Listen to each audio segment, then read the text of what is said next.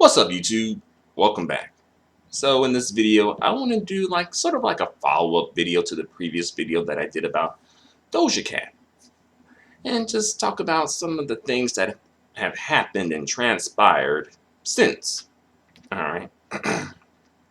So Ebro from Ebro in the Morning, Hot 97, he came through, and he came through and defended his little sister Doja Cat.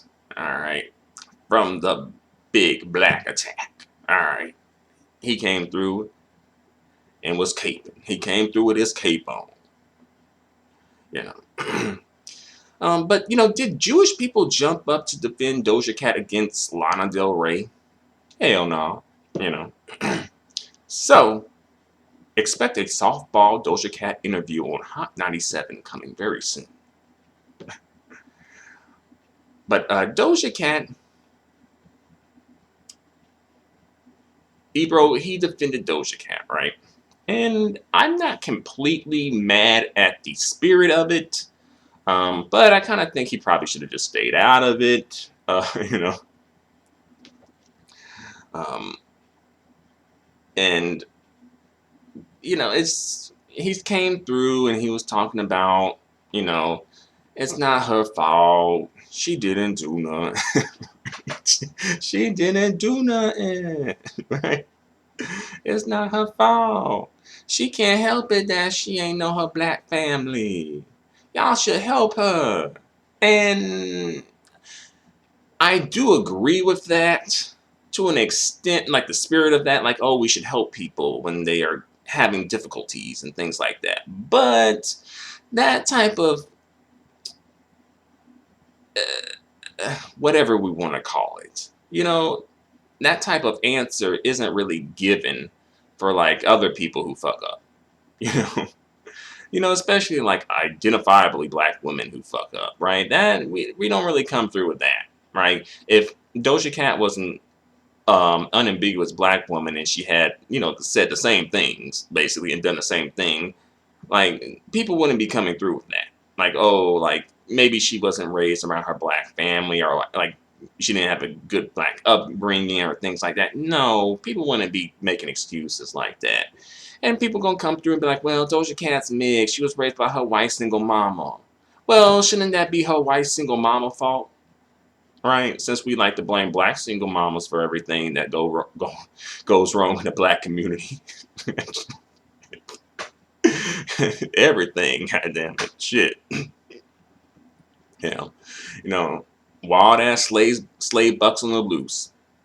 Black single mamas. Colorless black dudes. Black single mamas. Goddamn. Crazy ass, wild ass, colorless mixed chicks on the loose. Single mamas. Black single mamas. Right? Well, her mom ain't black single mamas. Still, right? Like her black father wasn't that black single mama. Right?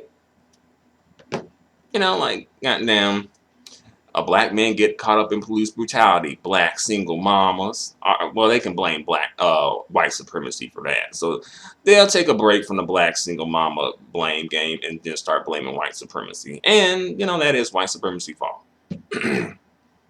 But then when it's like, oh, these black men ain't advocating and standing up to white supremacy, black single mamas, they ain't teach them how to become strong black kings. What the hell? How the hell is a black queen, a strong black queen, since, folks like to push that narrative, and then shame black women for participating in it. How the hell is she supposed to do that? And I'm just saying. But back to business, though. All right. So, Ebro should have stayed out of it. And, Azealia Banks, she wasn't feeling it, and she came through, and she was all popping off, and then she was like, you jiffy pop cornbread niggas stick together, right? And she was like, where was all this, forgiveness and stuff for me, right? And I do think Azealia Banks has a point. And sad to say, I think that Azealia Banks a lot of times does have good points. Unfortunately, it's just drowned out by all the other shit that she does, you know, and it just makes it hard to root for Azealia Banks, unfortunately, you know. But let's not get it twisted and act like people haven't tried to help Azealia Banks, though. People have, but the thing is, she every person just about who tries to help her, she ends up turning on. Like K Michelle tried to come through and help. Like, oh, come on tour with me. That fell through for some reason. She turned on her. Dencia, the white licious chick, with the skin lightening cream or bleach or whatever you want to call it. She came through and tried to help. She turned on her. Rihanna tried to help. She let her produce a song on her, or write on the song or something for her album Anti. She turned on her because the song didn't make the album. RZA, he may or may not have tried to help. He may have been trying to pimp her out. That's what Azealia Banks was saying. Like he was trying to pimp her out to Russell Crowe. I'm not sure. I don't know what goes on that in these Hollywood parties and things like that. But I don't put it past none of them. Hell, I'm surprised that like goddamn light skinned Satan didn't try to come through and reach out. Y'all know who light skinned Satan is on YouTube. Y'all know how he do. He always comes to like, the brown skin, dark skin chicks that are popping and tries to come through and, get in good with them and get on their platform. Y'all know who I'm talking about. And then for one reason or another, he always falls out with them for some reason, some bullshit ass reason, and he come through acting like he for the dark skinned, brown skinned sisters, but somewhere along the lines, the real shit comes through. Y'all know who I'm talking about. We ain't gotta name names. We know who I'm talking about here. All right. But yeah, I'm surprised he didn't try to come through and help her either. But I guess he didn't come through because she's not on YouTube, right? But perhaps I know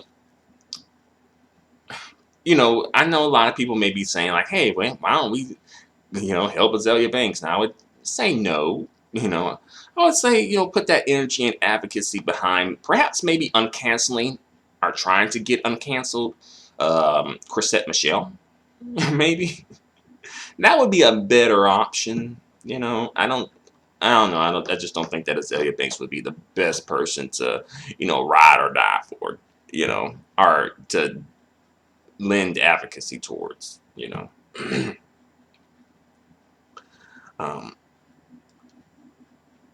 But another thing that happened during all this is like the rapper Blueface came through and he's saying that Doja Cat's still canceled, even though black women were coming through saying that they canceled him. And Blueface is not very pro-black woman. In fact, he seems to be more anti-black woman than anything.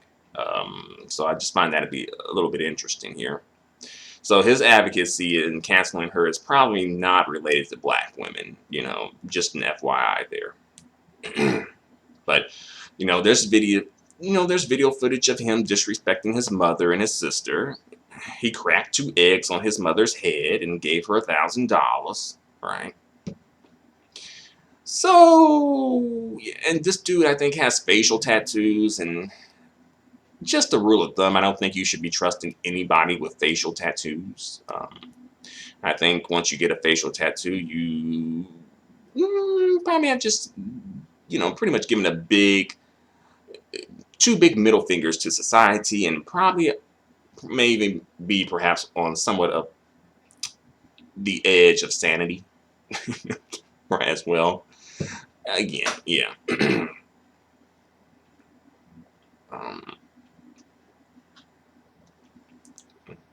But I do got some advice for Doja Cat, to help her get out of this situation. So Doja Cat, if you want to get out of this controversy, here's what you got to do.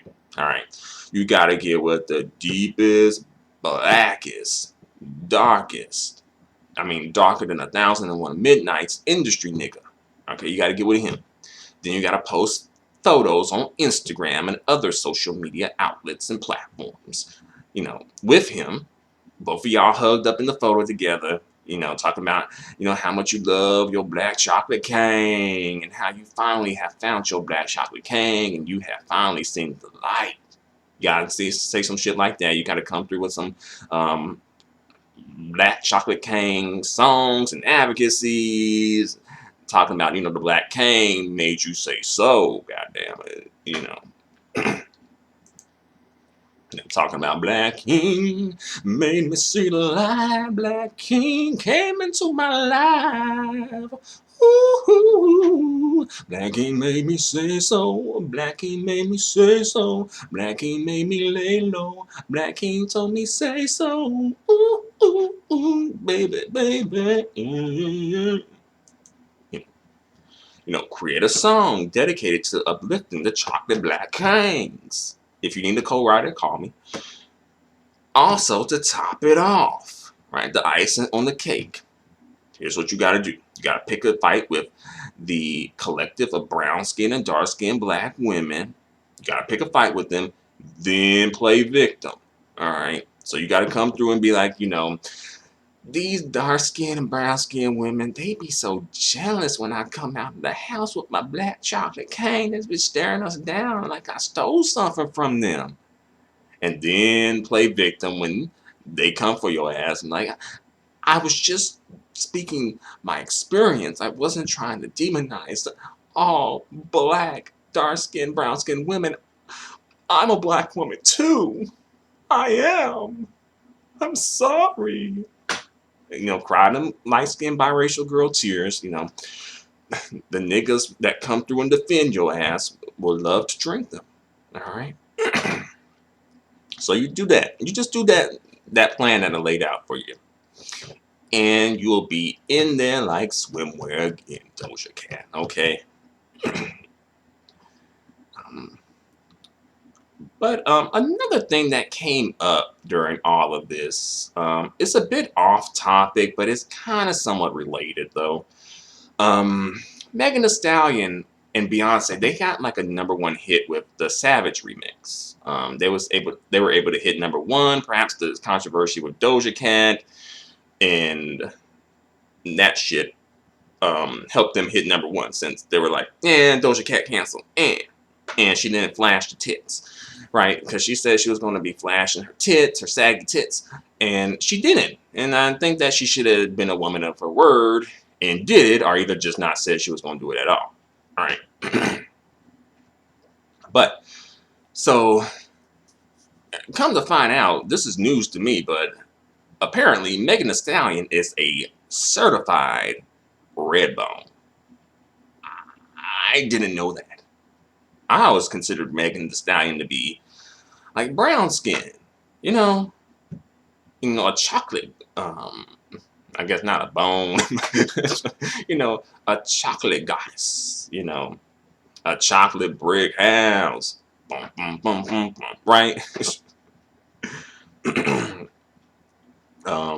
But you know how some brown skinned women and girls can be, and low-key Cash Doll is one of them too, kind of like, I'm not dark skin, I'm brown skin, but Megan Thee Stallion, she like, nah, fuck that, I'm a red bone, alright? Like, she a certified red bone with hair nice and long. She a certified red bone with thighs thick and strong. Megan got it going on. Megan got it going on. Why? Cause she a certified red bone. Oh, oh, oh, she's a red bone. Oh, on and on, a red bone. Oh, oh, yeah. So, that's what Megan Thee Stallion is on. I was a little surprised by that, and I think some black women are kind of maybe being a bit more suspicious of Megan Thee Stallion. And I know, folks were kind of like hoping and that she could be like, the great chocolate hope for the black women out there. Perhaps she can, and perhaps maybe, but I do think that's something, perhaps a red flag, right? A red flag. Perhaps there may not be a problem, but maybe there is, and we perhaps need to take that as a red flag. There could be some underlying low-key colorism within her. I don't know. All right. Perhaps. Maybe, maybe not. Right? But the only thing I got left to say is gang sunk that dunker. God damn, I tell you, gang sunk that dunker. All right. How much didn't do nothing, that didn't do nothing, could do nothing. You know? Well, I do guess I got something else to say. Doja Cat, she came through on live. And I guess when it comes to Ebro, I'll say that he did advocate in defense of Amara La Negra when that whole Breakfast Club interview happened with her and Charlemagne, and he was, gaslighting her. He did come through and advocate for her, and he gave her his platform to come and speak about, colorism and her experience without being gaslit. So there's that, so I just wanted to put that out there.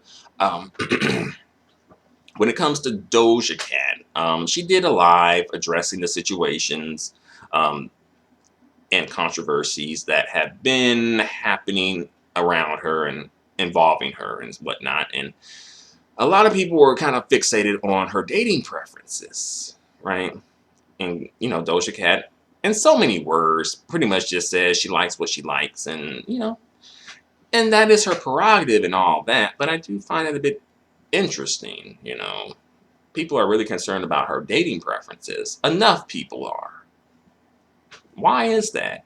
And as well, some black women are probably concerned about her dating preferences. Not being with the black kings. Why?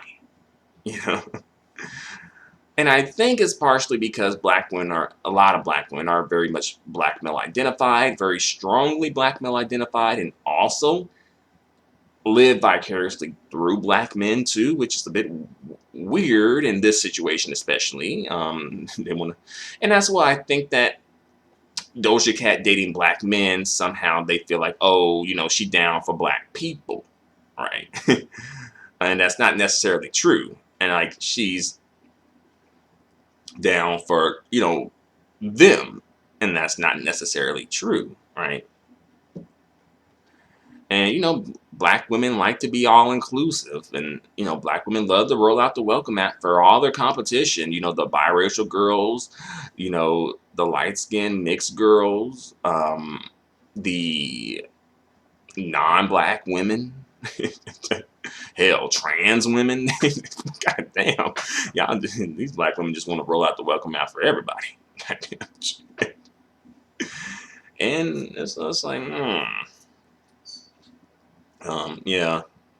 So that's just something that I wanted to bring up right there for the moment. And people, Doja Cat said that she likes her hair texture, but she doesn't like dealing with her hair texture, which isn't really anything unheard of, let's be honest. And then let's be real about this. Let's not act like 4C hair is really uplifted in the black community, especially when it's on women. Let's not act like that is the case, because it's not. Not saying that everyone hates it, not saying that black women, every black woman doesn't like their 4C hair texture, every black man doesn't like 4C hair texture, blah, blah, blah. But it's enough of a consensus to say that sometimes there's like some sort of like disdain towards 4C hair texture. Again, if it don't apply, let it fly. But I think we can all say that that is a thing, and let's not act like the community has really fostered an environment where that is just unheard of. Let's not act like that. Let's not act like the community is really trying to push for 4C hair advocacy. That's not the case. All right. So we got to be real about that. And I think she may have mentioned some other things on live as well. Oh yeah, she did say that her song "Didn't Do Nothing" was not about Sandra Bland. I don't think it was. Based on the lyrics, I don't think there was. And I heard that the song came out before the Sandra Bland incident happened. I'm not sure.